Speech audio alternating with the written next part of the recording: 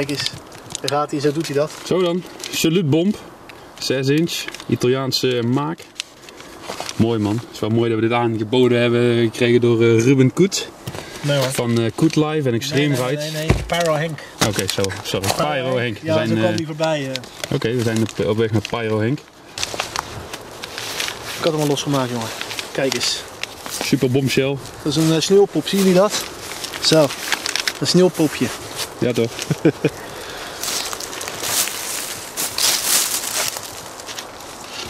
Professioneel laden. Ja, Zit hij op de bodem? Yes. Jo, mooi zo.